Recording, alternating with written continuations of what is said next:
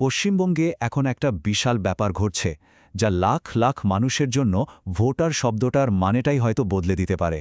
বাইরে থেকে দেখলে মনে হবে এটা ভোটার তালিকা পরিষ্কার করার একটা রুটিন প্রক্রিয়া, কিন্তু এর ভেতরে রয়েছে এক বিরাট বিতর্ক। ভাবুন তো একবার, কি বিড়ম্বনার ব্যাপার। কিন্তু সত্যিটা হলো, লক্ষ লক্ষ মানুষের জন্য এটা কোনো কাল্পনিক প্রশ্ন নয়। তাদের কাছে এই প্রক্রিয়ার শুরুটা হচ্ছে দরজায় একজন সরকারি কর্মকর্তার কড়া নাড়া দিয়ে।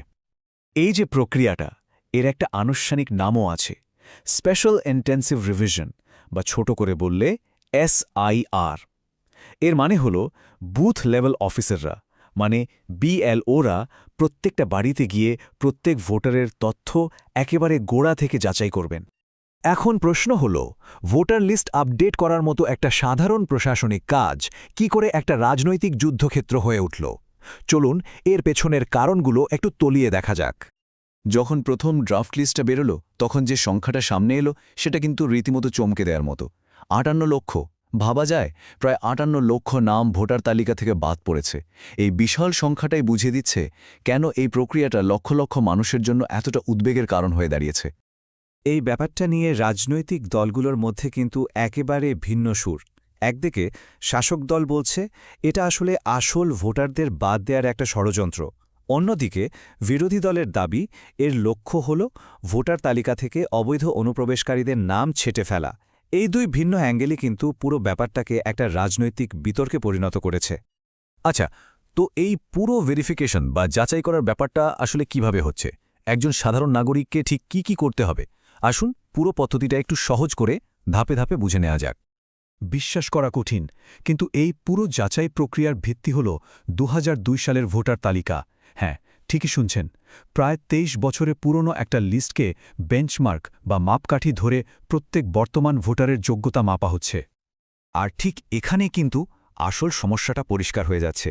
রাজ্যের মোট ভোটারের মধ্যে মাত্র 32% তথ্য সরাসরি ওই পুরনো লিস্টের সঙ্গে মিলেছে। তার মানে বাকি 68%, অর্থাৎ 2/3 বেশি ভোটারের নাম অটোমেটিক্যালি মেলানো যায়নি। তাহলে ভোটার তালিকায় নামটা টিকিয়ে রাখতে হলে কি করতে হবে? কয়েকটা জরুরি ধাপ আছে। প্রথমে BLO বাড়িতে এসে ফর্ম দেবেন, সেটা পূরণ করে জমা দিতে হবে। তারপর অবশ্যই একটা স্ট্যাম্প দেওয়া রসিদ নিতে হবে। ড্রাফট লিস্ট বেরোলে নামটা চেক করতে হবে, আর যদি নাম না মেলে তাহলে একটা শুনানিতে অংশ নিতে হবে। তাহলে ওই যে 68% ভোটার যাদের নাম মেলেনি, তাদের কি হবে? তাদের একটা ফর্মাল হিয়ারিং বা শুনানিতে ডাকা হবে। সেখানে নিজেদের প্রমাণ করতে নির্বাচন কমিশনের ঠিক করে দেওয়া 12টা নির্দেশক নথির মধ্যে যে কোনো একটা দেখাতে হবে। এখানে একটা খুব জরুরি বিষয় মাথায় রাখতে হবে, সেটা হলো আধার কার্ড। নির্বাচন কমিশন একেবারে পরিষ্কার করে বলে দিয়েছে যে এই প্রক্রিয়ায় আধার কার্ড শুধু আইডেন্টিটি প্রুফ হিসেবেই চলবে। এটাকে নাগরিকত্ব, বাসস্থান বা জন্ম তারিখের প্রমাণ হিসেবে কিন্তু গ্রহণ করা হবে না। তবে ভাবার কারণ নেই যে এই পুরো প্রক্রিয়াটা একদম মসৃণভাবে চলছে। এর ভেতরেও কিন্তু অনেক সমস্যা আছে যা পুরো সিস্টেমটাকেই প্রশ্নের মুখে ফেলে দিচ্ছে। এই প্রক্রিয়ার একটা মানবিক দিকও আছে, যেটা হয়তো অনেকেই জানেন না। যারা এই কাজটা করছেন, মানে বুথ লেভেল অফিসাররা, যাদের বেশিরভাগই কিন্তু স্কুলের শিক্ষক, তাদের উপর প্রচণ্ড চাপ। শুধু চাপই নয়, হুমকিও আসছে। এমনকি কিছু দুঃখজনক ক্ষেত্রে এই চাপের কারণেই তাদের মৃত্যুর খবরও পাওয়া গেছে। আর সবচেয়ে বড় কথা কি জানেন? যে 2002 সালের লিস্টটাকে ভিত্তি ধরা হচ্ছে, সেই লিস্টটা নিজেই কিন্তু ভুলে ভরা। এটা কোনো জল্পনা নয়। খোদ পশ্চিমবঙ্গের মুখ্য নির্বাচনী আধিকারিকের অফিস থেকে জানানো হয়েছে যে ওই 2002 সালের ভোটার তালিকাতেই প্রচুর ভুল ত্রুটি রয়েছে।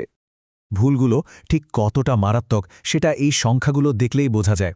যেমন ধরুন, প্রায় 85 লক্ষ ভোটারের বাবার নামেই ভুল আছে, বা ধরুন 20 লক্ষেরও বেশি এমন মানুষ আছেন যাদের বয়স 45-এর বেশি, অথচ তাদের দেখানো হয়েছে নতুন ভোটার হিসেবে। এই ধরনের অসঙ্গতিগুলো কিন্তু মূল ভিত্তিটার নির্ভরযোগ্যতা নিয়েই বড় প্রশ্ন তুলে দেয়। তো ড্রাফট লিস্ট বেরিয়েছে, অনেক সমস্যাও দেখা যাচ্ছে। এখন সাধারণ মানুষের সামনে রাস্তাটা কি?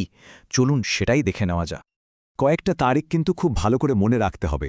খসড়া তালিকা তো বেরিয়েছে, এরপর নিজের নাম চেক করা বা কোনো আপত্তি জানানোর জন্য একটা শেষ তারিখ আছে। সব শুনানি শেষ হওয়ার পর ফেব্রুয়ারি মাসে বেরোবে ফাইনাল ভোটার লিস্ট। আচ্ছা, যদি কারোর নাম ফাইনাল লিস্ট থেকেও বাদ যায়, তাহলে কি সব পদ বন্ধ? না, তার জন্য একটা নির্দিষ্ট আইনি ব্যবস্থা আছে। প্রথমে নির্বাচনী রেজিস্ট্রেশন অফিসারের সিদ্ধান্তের বিরুদ্ধে ডিএমের কাছে আপিল করা যাবে, তারপর রাজ্যের সিইওর কাছে, এবং সবশেষে হাইকোর্টে যাওয়ার রাস্তাও খোলা থাকছে। সবশেষে সেই মূল প্রশ্নটা কিন্তু থেকেই যাচ্ছে, এই যে এত বড় একটা কর্মযজ্ঞ, এটা কি সত্যিই নির্বাচনী প্রক্রিয়াকে আরও স্বচ্ছ, আরও নিখুঁত করার জন্য একটা জরুরি পদক্ষেপ, নাকি এটা আসলে এক বিরাট রাজনৈতিক খেলার এক মারাত্মক অস্ত্র? এর উত্তরটা শায়দ সময় দেবে।